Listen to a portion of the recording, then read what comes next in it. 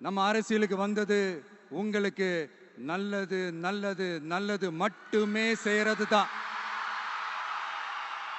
எங்களுக்கு வேற எந்த அஜெண்டாவும் கிடையாது.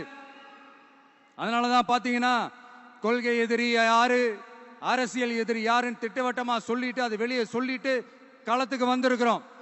அதுல எந்த விதமான குழப்பமோ எந்த விதமான ஊசலாட்டமோ எதுவுமே இருக்க போறதில்ல.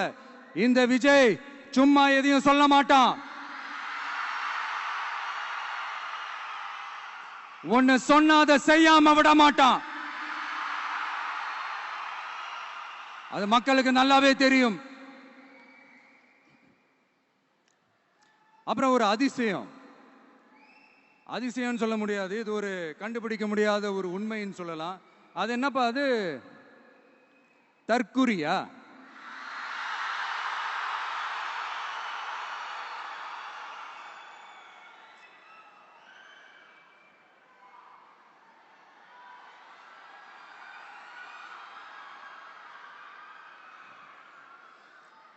நம்ம டிவிகேக்கு சப்போர்ட் பண்ற கோடிக்கணக்கான லட்சக்கணக்கான மக்கள், நம்மளுடைய நண்பிகள், நம்மளுடைய ஜென்சி கிட்ஸ் எல்லாரையும் தற்குறிகள்னு சொல்லி வாங்கி கட்டிக்கிட்டு இப்போ அவங்களாம் தற்குறி எல்லாம் கிடையாது, அப்படியெல்லாம் அவங்கள கூப்பிடாதீங்க, அவங்க சங்கிகள்லாம் கிடையாது, அப்படியெல்லாம் அவங்கள கூப்பிடாதீங்கன்னு சொல்லி ஒரு குரல். யாருடா அந்த குரல் அப்படின்னு பார்த்தா, இப்ப ரீசெண்டா அறிவு திருவிழான்னு ஒண்ணு நடத்தினாங்கல்ல, சாரி அவதூறு திருவிழா.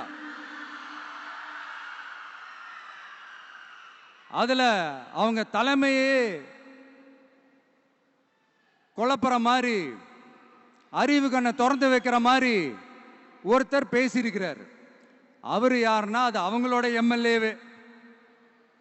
அந்த எம்எல்ஏ யாருன்னா நம்மளுடைய கொள்கை தலைவர்கள் ஒருத்தரான மக்கள் சேவகர் அஞ்சலை அம்மாளோட சொந்தக்காரர்.